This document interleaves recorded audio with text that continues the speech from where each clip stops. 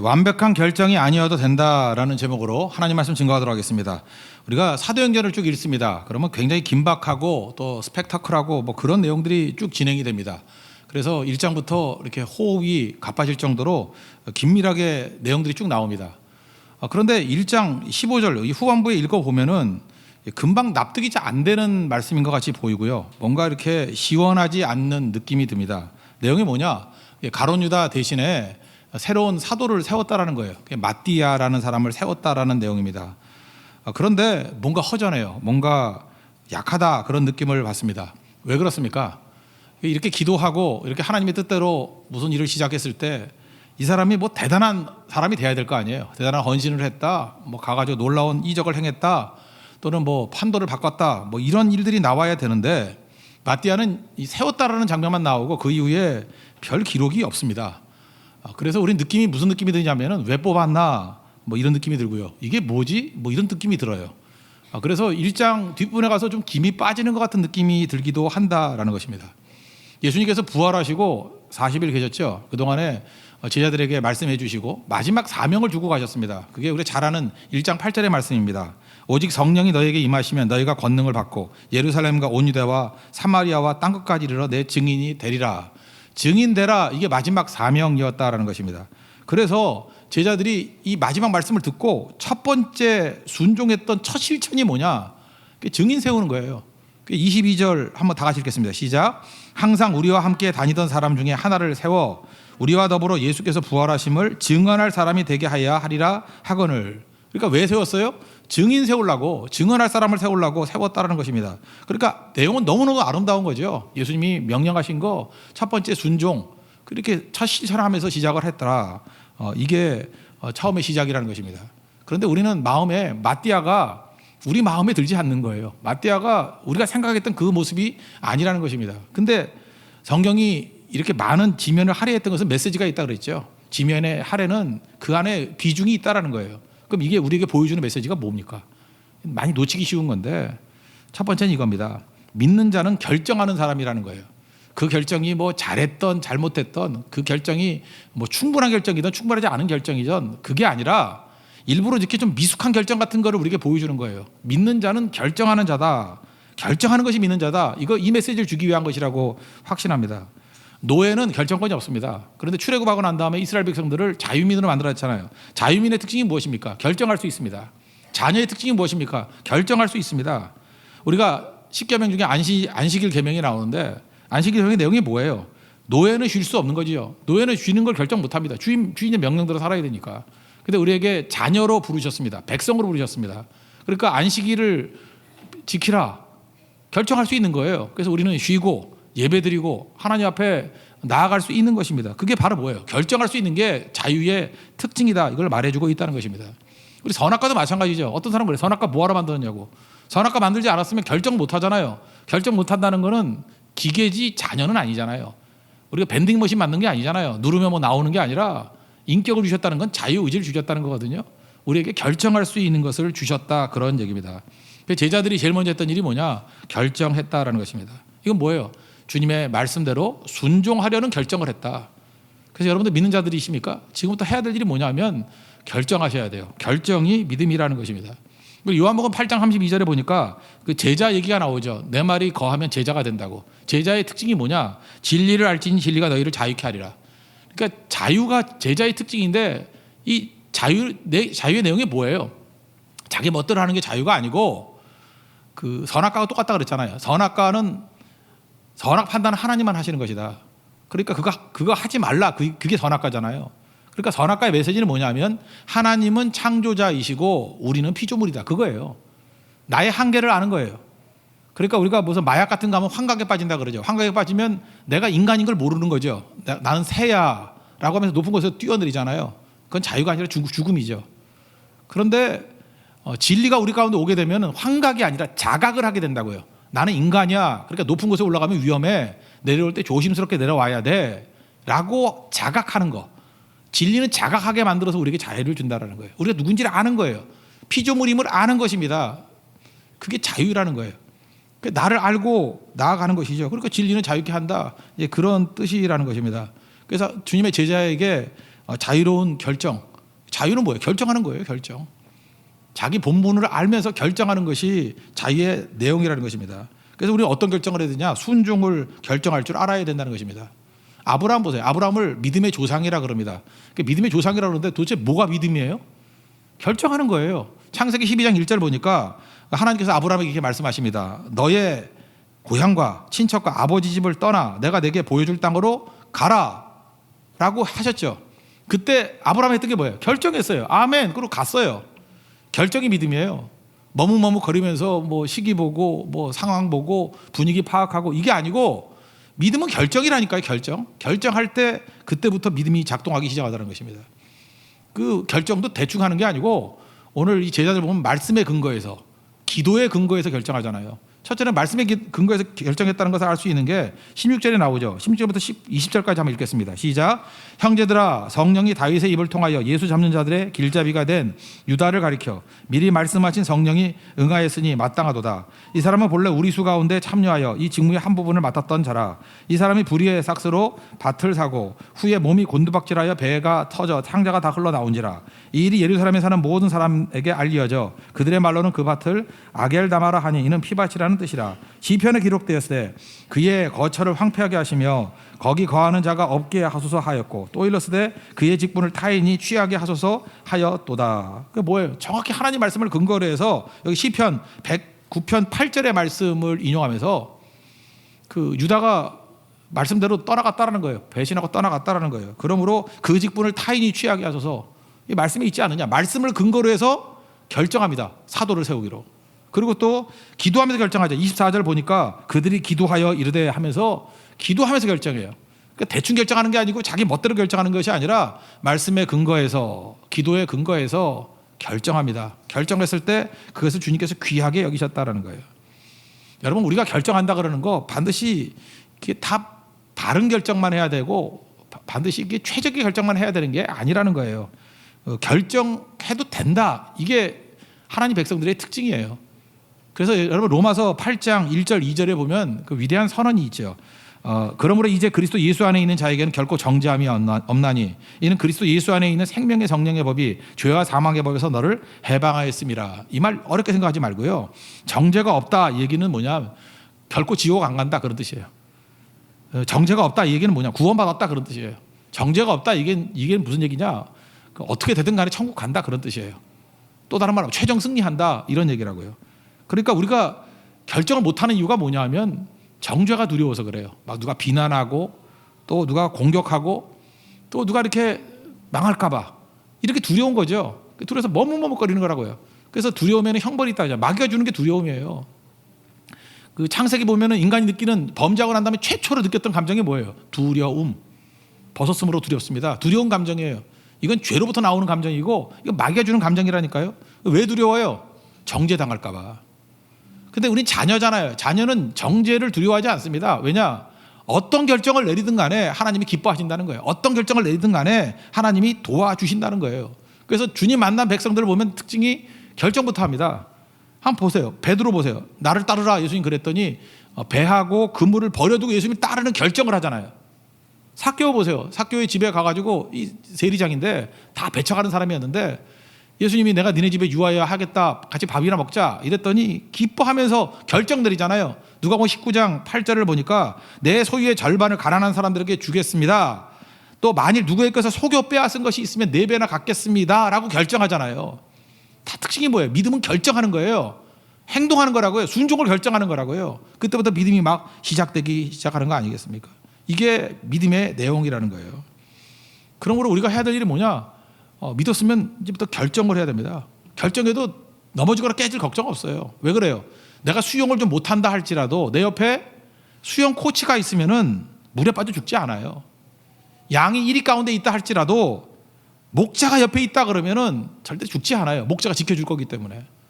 우리도 마찬가지입니다. 우리 안에 성령께서 계신다 그러면은 어떤 결정을 내린다 할지라도 물론 삐걱하고 넘어질 수도 있어요. 그렇지만 우리를 붙들어 주시고 죄에 종되지 않도록 우리를 이끌어 주신다는 것입니다.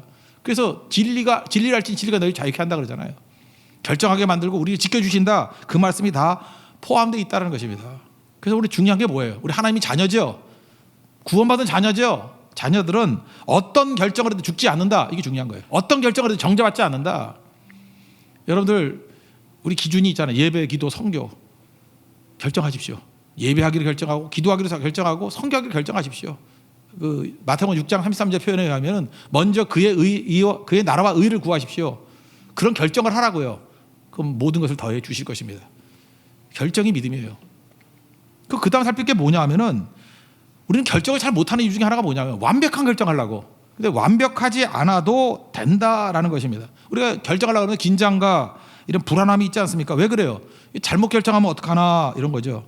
모든 결정에는 흠과 실수가 있습니다. 완벽한 게 어디 있어요? 그죠? 다 이게 부족한 결정이고 어떤 때는 흠 있는 결정이고 그런 거죠. 그거를 하나님께서 이렇게 수정기운을 통해서 채워주시는 거지 완벽한 결정이 있는 게 절대로 아니라는 것입니다. 여러분 우리가 중요한 게 뭐냐면 자기가 자기 자신을 좀 알아야 돼요. 예를 들어서 뭐 음식점에 가서 이렇게 뭐 음식을 먹는다든지 그러면 뭐 고기를 구워줄 때 어떻게 구워줄까요? 그러면 꼭 그래요. 적당히. 되게 무서워. 적당이라는 게 뭐예요? 최적이라는 뜻 아니에요. 최적은 하나님만 아시죠. 우리가 어떻게 알아요? 적당히, 최적. 이게 옵티마이제이션 아니에요. 그죠? 최적화. 그러니까 이게 말이 안 되는 거예요. 최적화 될 수 있는 건 하나님밖에 없어요. 그러니까 맨날 열받는 거예요. 그죠? 고기가 이렇게 많이 구웠냐느니 딱딱하게 이렇게 적게 가서 내가 무슨 뭐 사자인지 아느냐 뭐 육식동물인지 아느냐 그렇게 먹냐 피가 뚝뚝 떨어지는데 적당히 말을 해야지. 말을 어느 정도 돼야 될지. 정량화시키기 힘들다 그러면 커피 같은 거 요즘에 커피 많이 마시지 않습니까? 커피 마셔도 마찬가지예요. 커피 어떻게 해드릴까요? 그러면 적당히. 아니 커피를 한 10년 정도 마신 사람이라면 적당히라 그러면 어떻게 해요? 보통 뭐 그 톨 사이즈라 그러면 3샷으로 하든지 아니면 샷을 하나 더 추가해서 4샷을 하든지 진하게 먹으라든지 난 너무 진하니까 연하게 해주세요. 그러면 2샷 넣어주거든요. 그러면 계속 커피를 마시다 보면 자기의 최적을 알 거 아니에요. 자기가. 그러면은 적당히 해주세요가 아니라 샷 하나 추가해 주세요. 샷 하나 빼주세요. 아니면 레귤러로 주세요. 이렇게 말해야지 되는 거 아니에요? 그 결정을 못하면 어떻게 돼요? 그리고 또 약간 좀 쓰면 어때요? 그렇게 먹으면 되는 거고 약간 또 싱거우면 어때요? 그거 한 잔 먹는다고 뭐 죽고 살아요? 그런데도 불구하고 부들부들 떨면서 맛있는 커피를 먹을 수 없을까 봐 커피를 안 시키는 거예요. 그죠? 그래가지고 이상하게 사는 인생들도 있죠. 그러니까 결정을 할 때 완벽한 결정이 되는 게 아니라는 것입니다. 그리고 대충 자기가 아는 결정에 대해서는 자기가 결정을 내려줘야 된다는 거예요. 결혼도 마찬가지죠. 남녀지간에 결혼을 못하는 사람들이 결정을 못하게 해서 그래요. 결정을 못하는 이유가 뭐냐면 최선의 결정을 해야만 아름다운 가정을 이룬다고 생각하는 거예요. 결정이라는 건요. 결정됐다고 나머지가 자동적으로 다 이루어지는 게 아니고 물론 준비해야죠. 결정해야 됩니다. 결정하고 그 다음에 가꾸어 가는 게 결혼이에요. 가꾸어 가는 거. 어떻게 100점짜리 사람을 만날 수 있겠어요? 그런 사람이 어디 있어요? 100점짜리 여자를 만나야 그런 여자가 어디 있냐고 세상에. 그냥 쭉 보니까 세상은 50점짜리밖에 없어. 그러면 50점짜리를 만나가지고 50점 채워줘서 100점 만드는 거 그게 결정이죠. 그러니까 완벽주의자들이 결정을 못 내리는 경향이 있다라는 것입니다. 그게 문제가 되는 거죠. 최근에 어떤 성도가 저한테 그 과자를 하나 선물해 줬어요. 추석이라고. 김영모 과자라고. 비싼 거더라고요. 뭐 적어도 뭐 5만 원에서 10만 원 정도 하는 것 같아요. 과자가. 그죠? 그러니까 과자가 좋은 거더라고요. 좋으니까 맛있었어요. 그렇지만 그 성도가 주니까 더 맛있더라고. 그러니까 원래 자체도 좋은 결정이죠. 비싼 거니까. 좋은 결정에 또 그 사람이 사랑을 갖고 줬다고 생각하니까 더 좋은 거예요. 근데 백보양보해서 그게 김영모가 아니고 그죠? 이게 뭐 누구랄까 김재우라고 합시다. 그냥 김재우표 빵이에요. 그러면 못 먹죠. 그렇게 먹어 그걸 그죠? 그러나 할지라도 그게 사랑하는 마음을 가지고 준다 그러면은 뭐 과자가 그 과자지 먹을 수 있겠죠. 그것도 맛있게 먹을 수 있겠죠. 전 그렇게 먹을 수 있어요. 결정이 그렇게 중요한 게 아니고 어떤 결정을 하는 게 중요한 게 아니고 결정한다는 자체가 중요하다는 거예요.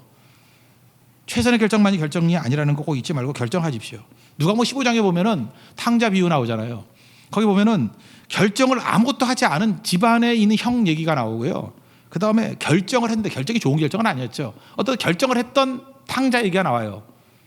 마지막에 탕자는 어떤 일이 벌어져요? 지가 잘못된 결정을 했지만 이게 잘못된 결정이라는 걸 알고 그죠? 거기서 뭐 돼지굴에 들어가가지고 주염열매도 주는 자가 없으니까 아버지가 생각나서 돌아와서 번듯한 아들 되잖아요. 이유는 뭐예요? 결정했잖아요. 결정. 근데 집안에 있는 형은 결정 안 해요. 그죠? 최선의 결정을 한다고 머뭇머뭇 거리다가 동생이 돌아와가지고 송아지 잡아주니까 누가복음 15장 28절에 이렇게 얘기합니다. 노했대요. 분노했대요. 나쁜 짓은 골라서 해요. 분노했다. 그 다음 또 뭐라 그러는지 알아요? 그 아버지 앞에 이렇게 얘기해요. 나는 아버지를 섬겨서 명을 어긴 것이 없거늘. 자기 의지요. 어떻게 아버지의 명령을 어긴 게 없어? 그러니까 아무것도 안 하니까 어길 게 없다 그러는 거예요. 거기다 한 걸음 더 나가서 거짓말까지 해요. 동생은 창녀들과 함께 삼켜 버렸대요.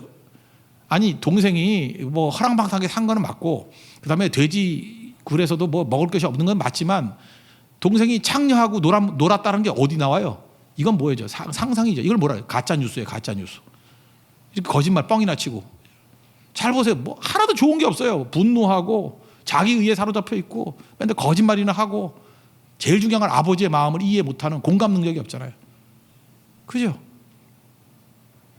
이게 뭐예요? 한 달한테 받은 사람이 결정 안 내리고 두려움에 떨어가지고 결정을 안 내리는 거예요. 땅에 묻어두고 온 다음에 주인에게 돌려주는 거예요.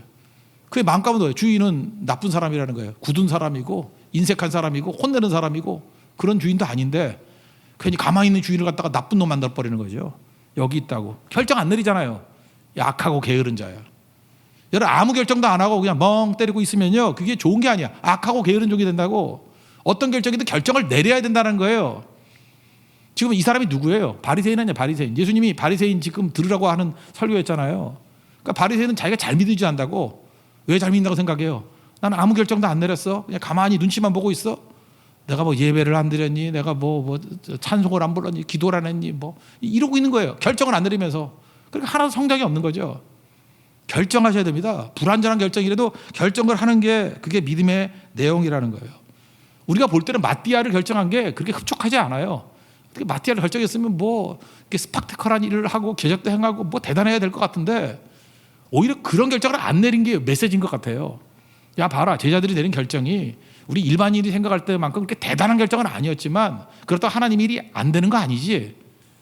하나님은 어떻게 했어요? 뭐 마띠아가 안 되면 뭐 나중에 사도 바울 같은 사람 세워가지고 더 크게 쓰임 받기도 하잖아요. 하나님께서는 절대 중단되지 않는다는 거예요. 그걸로 결정하면은 그 사람도 소박하게나마 사용하시고 그 다음에 하나님께 또 새로운 길도 열어주신다는 거예요. 부족한 결정이라도 결정하라. 그게 메시지라는 것입니다. 사도 바울을 한번 예를 든다 그러면 사도 바울은 육체에 가시가 있었습니다. 그게 간질병 같아요. 간질병 같은데 그러니까 자기가 약점이 있죠. 그러니까 그 고린도후서 12장 같은 데 보면은 자기 병 고쳐달라고 그 육체의 가시를 없애달라고 하나님 앞에 3차례나 크게 기도했다고 얘기를 합니다. 왜 그러냐? 하나님, 내가 이게 복음을 증거하는 사람인데 이렇게 간질병에 걸려 있으니까 다른 사람들이 볼 때 불쾌해합니다. 또 다른 사람들이 거부감을 줍니다. 이렇게 말씀 증거하다가 거품 흘리고 쓰러지는데 이게 참 힘든 거 아닙니까? 나를 위해서 고쳐달라는 거 아니에요. 하나님 성결을 위해서, 복음 증거를 위해서 좀 고쳐주세요. 이렇게 기도했다고요. 그때 하나님 응답이 뭐예요? 내 은혜가 내게 족하다. 이게 어려운 말입니다. 이게 무슨 쉽게 말하면 뭐예요? 그렇게 살아. 그냥 그렇게 살다 죽어. 그 얘기죠. 그거 안 고쳐도 돼. 그냥 그렇게 살다 죽어. 이런 거라고요. 우리는 맨날 그래요. 문제가 뭐냐면 맨날 하나님의 일을 하는 거에 관심이 없고 하나님의 일을 할 때 얼마나 떳떳하게 뽀대나게 일할 것인가 그거에 관심이 너무 많아요. 그래서 맨날 스펙에만 관심을 간다고. 스펙 많이 쌓아도 뭐야. 하나님 안 쓰면 그뿐이지. 그냥 부족하면 부족한 대로 초라하면 초라한 대로 쓰임 받으면 되는 거 아니에요? 근데 우리는 그거에 사도 바울 같이 이래요. 하나님, 내가 하나님 일을 하는데요 너무 초라해요. 이 초라하니까 이 초라한 거 좀 벗어나게 해주세요. 하나님, 내가 남들에게 너무 폐를 끼치는 것 같아요. 이 폐를 끼치는 거 좀 벗어나게 해주세요. 하나님, 내가 그래도 기도 많이 하는데 너무 가난하면 하나님께 영광이 안 되잖아요. 이제 웬만큼 돈도 좀 벌게 해주세요. 하나님, 내가 이렇게 선교도 열심히 잘 다니고 하는데 내가 잘 돼야 되는 거지. 내가 안 되면 힘들잖아요. 우리 잠깐 그런 걸 얘기한다고요. 내가 하나님을 위해서 그런 거지 뭐 날 위해서 그런 게 아니잖아요. 이렇게 기도를 하는데 하나님의 응답은 뭐예요? 그냥 구박받으면서 해. 그런 얘기예요. 욕먹으면서 해. 오해받으면서 해. 그렇게 하라는 거예요. 하라게. 우리는 너무 떳떳해지는 걸 좋아해요. 떳떳한 거 떵떵거리면서 하고 싶어요. 그래서 하나님의 일을 할 때에도 우리가 복을 많이 받고 뭐 건강하고 왕성하고 이래가지고 떳떳하게 하기를 원한다라는 거예요. 그래서 우리는 욕먹는 걸 견디지 못해요. 오해받는 걸 견디지 못해요. 약한 걸 견디지 못해요. 근데 주님은 뭐라 그래요? 너 약해도 일 되잖아. 안 되는 거 없잖아. 다 되잖아. 근데 뭐가 문제야? 이렇게 주님은 말씀하고 있다라는 것입니다. 사실 저도 그래요. 뭐 선교 같은 데 갈 때 보면은 뭐 이랬으면 좋겠어요. 선교대들도 보면 뭐 젊고 유능하고 특별하고 뭐 이런 사람들 갔으면 되게 좋겠어요. 그죠? 그러면 얼마나 당당해요. 근데 가보면은 나이도 너무 많이 들고요. 맨날 기도해달라는 게 뭐 관절염이래. 뭐 류마티스 관절염, 뭐 팔도 안 올라가고요. 맨날 다 은퇴하신 분들이고요. 다 그래요. 조금 걸으면 걷지도 못하고요. 솔직히 창피해요. 창피하다고. 근데 주님의 음성은 뭔지 알아요? 그래서 일 안 된 게 뭐 있니 이거예요. 다 되잖아. 복음 증거해서 예수 믿고 돌아오고 나오잖아. 우리가 그러고 있다고요 지금. 내가 생각하는 최적이 돼야만 뭐가 일이 이루어진다고 생각하는데 아니에요. 부족한 그대로 그냥 오해받는 그대로 초라한 그대로 해도 다 돼요. 하나님께서 지혜 없는 자 데려다가 일 되게 만들잖아요. 예수님 제자들 몇몇이 다 그런 거 아니었어요? 그렇게 되잖아요. 우린 너무 떳떳하게 너무 이렇게 떵떵거리면서 하고 싶어 한다고. 우리 한나 얘기했죠. 금요철에 때. 한나를 보면 한나가 아들 못 낳아가지고 그렇게 핍박당하잖아요. 분인나가 막 격동시키고 조롱하고 피눈물 나가지고 기도해서 아들 얻었잖아요. 사무엘이는 아들을 얻었습니다. 그러면 여러분 같으면 어떻게 하고 싶어요? 뻐기고 싶지요. 이게 적장자 아니에요. 적장자. 그러면서 이게 그 예배 때 올라가서 제사 드릴 때 그때마다 명절 때마다 너무 마음이 아팠던 한나였는데 떵떵거리면서 야 봐라 이게 적장자다. 분인나 너 뭐 아들이 뭐 여러 명 있다며 야 은메달 100개 있어봐야 금메달 하나 못 당해. 이러면서 그냥 뻐기고 자랑하고 싶었을 것 같지 않아요? 그런데 한나는 어떤 결정을 내리는지 알아요? 명절 때 올라가지 않겠습니다. 젖대고 난 다음에 하나님께 이 아이를 바칠 건데 하나님께 바치기 전까지 내가 명절에 예배하러 올라가지 않겠습니다. 우린 얼핏 읽으면 그렇게 들려요. 아이를 하나님 앞에 드릴 거니까 하루라도 아이와 같이 있고 싶어가지고 엄마의 마음에 섭섭해서. 저는 그거 아니라고 생각해요. 왜 예배 때 같이 안 올라갔느냐? 자랑하지 않으려고, 과시하지 않으려고, 뻐기지 않으려고. 분명히 같이 올라가면 분이 나는 기가 팍 죽을 거고 나름대로 한나는 아들 때문에 자부심, 자랑하고 그럴 거 아니에요? 그건 하나님이 원하시는 모습이 아니잖아요. 오히려 그런 골방에 앉아가지고 자기를 추스리고 아들에게 사명이 뭔지를 가르쳐주고 엎드리는 인생을 살았습니다. 몇 년 안 됐잖아요. 젖대고 난 다음에 하나님께 온전히 드리는 인생이 되더라는 거예요. 여러분 그렇잖아요. 우리 사무엘도 생각을 했죠. 사무엘이 젊었을 때 의욕적으로 할 때 사사 노릇했어요. 사사 노릇. 자기는 그게 사역인 줄 알았어요. 나이 들었더니 늙고 아들들 개판치고 하니까 민심이 다단하고 하극상이 벌어지고 백성들이 자기를 버리기 시작해요. 너무 위축이 되죠. 너무 배신감 느끼죠. 그래도 화나도 엎드려서 기도했어요. 기도하고 난 다음에 자기의 작아 보이지만 그때 충성한 거예요. 그게 뭐예요? 킹메이커, 왕 세우는 거. 사무엘은 자기 자신이 힘 있을 때 사사한 것이 자기의 주사역이라고 생각했다. 아니에요. 하나님께서 볼 주사역은 뭐예요? 왕 세우는 거. 다윗 왕국 세우는 기초를 쌓는 거. 오히려 자기가 힘 다 빠지고 난 다음에 하나님 왜 나를 이렇게 초라하게 만드셨어요? 할 그때에 하나님의 거룩한 일은 더 많이 이루어지게 되더라는 것입니다. 우리도 마찬가지예요. 내가 너무 힘 있고 능력 있고 뭐 젊고 아름답고 능력 있고 이럴 때 쓰임 받고 싶죠. 그때는 하나님께서 쓰시기 힘들 때예요. 오히려 나이 들고 영향이 또 줄어들고 몸도 아프고. 근데 그 마음 가운데 하나님 앞에 나아가면 하나님이 그걸 또 사용해 주신다는 거예요. 조금 전에 찬양했죠. 똑바로 보고 싶어요. 똑바로 걷고 싶어요. 장애인이에요. 장애인. 온전한 몸빛으로. 우리 마음에 그래. 기우뚱하기 싫어요. 내 모습이 온전치 않아서 사람들이 온전치 않으면 뭐라 그런지 알아요? 마치 죄인처럼 멀리하고 외면해요. 그게 고백이에요. 우리가 그러잖아요. 내가 너무 초라해서 죄인같이 여겨서 멀리하고 외면해요. 하나님 이 낮은 자를 도대체 뭐에 쓰시려고 이렇게 초라한 모습으로 만들어놨습니까?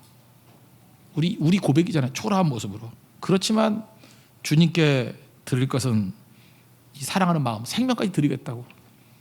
그 사람 통해서 하나님의 놀라우신 일이잖아요. 그게 바울이었고 그게 니부이치시고 그게 우리입니다. 온전하지 않아도 돼요. 결정하십시오. 결정이 온전하지 않아도 돼요. 하나님이 어시스트 해준다니까요. 도와주신다니까요. 일어설 수 있다는 것입니다. 그러므로 실패가 끝이 아니라는 걸 잊지 말아야 돼. 실패가 끝이 아니다. 마띠아를 뽑았을 때 그래 세상적인 시각을 놓고 보자. 이게 실패일 수 있어요. 잘못 뽑았어요. 잘못도 아닐 거예요. 그죠? 이게 흡족하지 않은 선택일 수도 있었다고요. 근데 우리는 선택만 잘하면 끝인 줄 알아요. 결정만 잘하면 끝인 줄 알아요. 아니에요. 결정해놓고 난 다음에 그거 다 하는 게 아니고 결혼생활도 마찬가지잖아요. 결정한 다음에 갖고 나가는 게 결혼생활 아니겠어요? 갖고 나가는 거? 그 과정이 꼭 필요한 거죠. 그때마다 우리는 무슨 생각을 하냐면은 하나님 이 사람들 가지고는 가능성이 없어요 이렇게 생각한다고. 근데 안 그래요. 하나님은요 참 유머러스 하신 분이에요. 우리는 무슨 주의 일을 한다 그러면 우리 요 그룹 안에서 찾잖아요. 여기서 누가 세워지고 여기서 누가 하나님의 일을 하고 자 그런 생각을 하는데 하나님의 유머죠. 가장 크게 핍박을 했던 바울을 뽑아가지고 선교사로 만들잖아요. 바울을 뽑아서 전도자로 만들어버리잖아요. 어떻게 될지 몰라요. 하나님은 온 우주를 다스리는 분이에요. 지금 여러분 하나님 앞에서 전도하고 선교할 때 만약 이 안에서 최선이 안 나온다 그러면 하나님께서 지금 우리나라의 최고의 안티가 누굴까? 안티 기독교가 누굴까? 안티 기독교는 어떤 교수를 세워가지고 그 사람을 복음 증거하는 사람. 그 만들지 누가 알아요, 그죠? 모를 일이라고. 최고의 그 문제가 되는 사람이 와가지고 그저 뭐 전할 줄 알아요? 뭐 멈추어야 비로소 깨닫게 되는 거. 뭐 해민 스님 이런 사람이 복음 전도자가 돼가지고 그저 해민 목사님이 돼가지고 복음 증거할 줄 알아요? 하나님이 유머라고 어떻게 될지 몰라요. 우리 안에 있는 게 아니에요. 바울이 그런 케이스라고. 가장 대척점에 있는 사람을 뽑아가지고 하나님의 거룩한 일을 이루잖아요. 내 생각대로 되는 거예요. 결정만 하면 돼요. 결정만 하면 부족한 결정에도 하나님께서 그거를 끝이 아니라고요. 하나님께서 그걸 통해서 어떻게든 이루어 주신다는 거예요. 우리 같으면 생각이 그렇잖아요. 바벨론 포로로 끌려갔습니다. 70년 지나고 난 다음에 다윗의 혈통이 있어요. 수룹바벨이 조직하고 모집하고 항쟁해가지고 승리를 거두어서 끌고 나오면 얼마나 좋아요. 그러면 진짜 영광 할렐루야 예루살렘을 향하여 얼마나 웅장하고 뽀대나고 멋있겠어요. 근데 하나님 그렇게 안 하셔요. 바벨론 느부갓네살이 끌고 갔잖아요. 바벨론이 뭐 이대만인가 망해버려요. 망해버리고 그 다음에 페르시아 가서요. 파사. 근데 그 왕 고레스가 왕 되더니만 니네들 집에 가 그랬어요. 너무 허무하죠. 하나님은 일을 그렇게 하신다고요. 우리 같으면 뭐 이렇게 그 기승정절 해가지고 뭐 딱 돼야 될 것 같이 보이지만 그냥 멍하니 가만히 있을 때 하나님이 이제 집에 가 그런다고요. 하나님 스케줄이 있어요. 하나님이 방법이 있다고요. 하나님 못하실 일이 뭐가 있어요. 우리가 할 일은 뭐예요? 결정하는 거예요. 결정. 하나님께 예배하기를 결정하고 기도하기를 결정하고 성경하기를 결정하면 나머지 모든 것을 하나님께서 이끌어 가신다라는 것입니다. 세상이 되게 허무해요. 허무해. 뭐 우리가 이렇게 의도하고 작전 짜야만 되는 게 아니에요. 뭐 돌발 살태를 통해서도 어마어마한 일들이 벌어져요. 다윗이 압살롬에게 쫓겼어요. 압살롬이 쫓겼는데 압살롬한테 그 붙어있던 그 책사라 그러죠. 책사가 아이도벨인데 너무너무 똑똑한 거야. 상대가 안 돼요. 그리고 다윗 따라왔던 사람은 그런 거 있잖아요. 충성스럽지만 좀 머리가 안 되는 애. 그게 후세예요.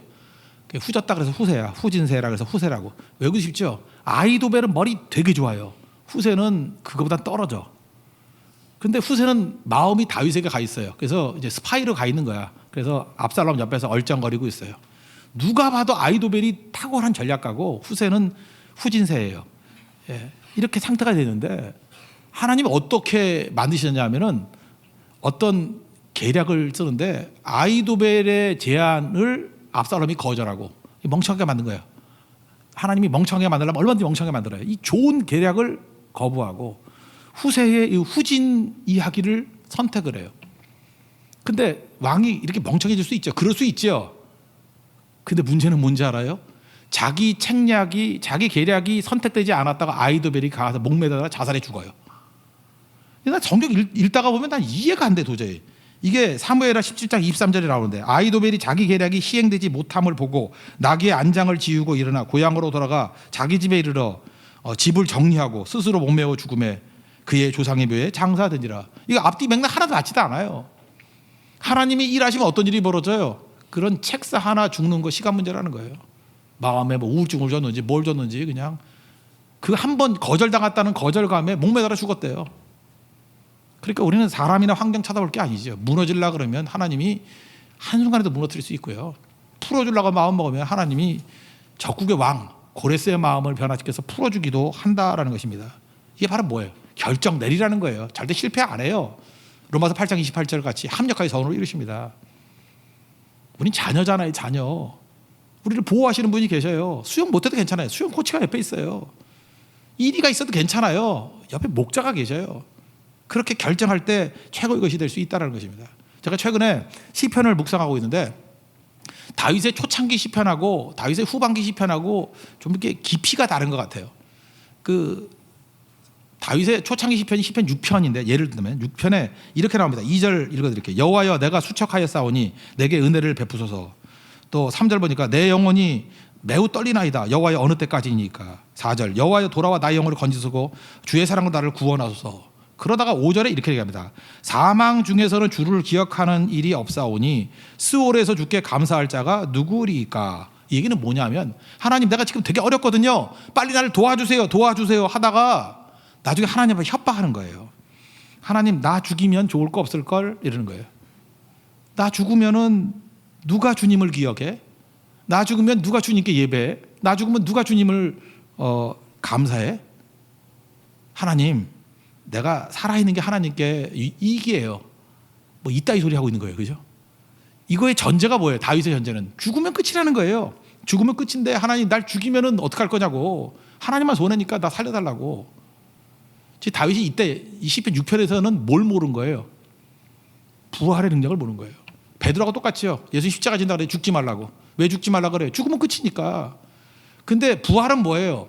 죽음을 이긴 능력인 거예요. 부활. 죽음을 깨버려가지고 사탄의 세계를 완전 멸해버리는 거죠. 죽음이라는 십자가를 통해 가지고 우리 모든 인류를 구원하게 된 거 아니에요. 마귀의 머리를 날려버리게 되는 거고. 죽음이 끝이 아니죠. 죽음이 우리를 축소시키는 게 아니에요. 우리를 위축시키는 게 아니에요. 더 크게 만드는 거라고요. 여러분 죽음의 위협들이 오죠. 죽음의 위협에 정면 충돌을 해서 부활의 능력을 이기면요, 그게 역사적인 사건이 돼요. 다니엘 보세요. 기도했을 때 사자굴에 들어갈 때 죽음 앞에 직면해야 되잖아요. 사자굴에서 나오니까 그게 역사적 기록 아니에요? 위대한 거 아니에요? 친구들 푸른불에 들어갔다 나오니까 그게 위대해진 거 아니에요? 우리는 뭐예요? 아무것도 안 해요. 결정을 안 해. 그러니까 그냥 그렇고 그런 인생 사는 거예요. 결정해서 들어갔다 나오면은 위대한 인생이 되고, 부딪히면 그것이 부활의 능력이 된다는 거예요. 다윗은 그걸 모르는 거죠. 죽지만 않게 해주세요 이거죠. 죽으면 하나님만 소원해. 죽음이 우리의 삶을 위축시킨다고 생각해요. 절대 그렇지 않습니다. 죽음과 대면하게 되면 하나님의 능력, 부활의 능력이 우리를 함께 해주신다는 거예요. 그러다가 22장에 넘어오면요, 예수님도 인용하셨죠. 그 십자가상에서 엘리 엘리 라마 사박다니 나의 하나님 어찌하여 나를 버리셨나이까. 그게 1절이에요. 쭉 나오다가 30절에 이런 말씀이 나와요. 후손이 그를 섬길 것이요 대대 주를 전할 것이며. 뒤에 부활의 얘기가 나와요. 내가 여기서 죽는 것을 끝나는 게 아니라 하나님께서 다 살려주셔가지고 후손이 하나님을 섬길 것이고 대대 주님을 섬기는 일이 있을 것입니다. 그러니까 우리는 어떤 존재예요? 죽어도 되는 존재예요. 죽어도 죽음이 가장 강력한 카운터펀치가 돼가지고 이기는 존재들이라고. 마귀는 우리를 어떻게 만들어요? 죽는다. 그보다 좀 약한 거 뭐예요? 망한다. 그 다음 그 약한 거 뭐예요? 그러다 어려워진다. 불편해진다. 그거예요. 계속해서 우리를 두렵게 만드는 거예요. 그래서 아무 결정도 내지 못하게 만드는 거라고. 근데 지금 여기 보세요. 내용이 허접한 결정같이 보이지만 그들은 결정하는 자였고, 하나님이 그들의 부족한 결정이라 할지라도 그걸 통해서 사도행전 뒤에 보라는 거예요. 이게 중단된 게 아니라 더 놀라운 일들로 발전하고 있지 않느냐. 믿음은 결정이라는 거예요. 여러분 순종하기로 결정하십시오. 하나님 말씀으로 나아가기를 결정하십시오. 자동차 옛날에 그 파워 없을 때 핸들, 그냥 처음에는 여자분들 운전하기 힘들었어요. 핸들이 서 있으면 안 돌아요 이게.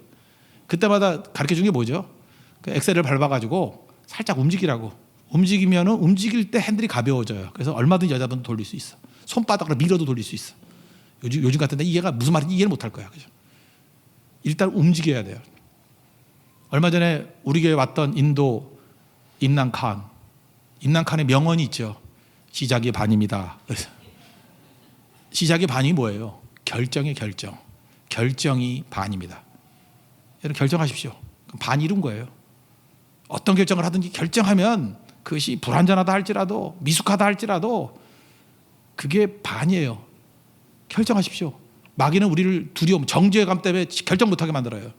성결을 결정하십시오. 기도하기를 결정하십시오. 하나님께 예배드리기를 결정하십시오. 그의 나라와 그의 의를 구하기를 결정하십시오. 그러면 나머지 모든 것을 더해 주시는 자녀의 축복을 누리게 된다는 것입니다. 그런 승리를 맛볼 수 있는 하나님의 종 되기를 축원합니다. 모두 자리에서 일어나겠습니다.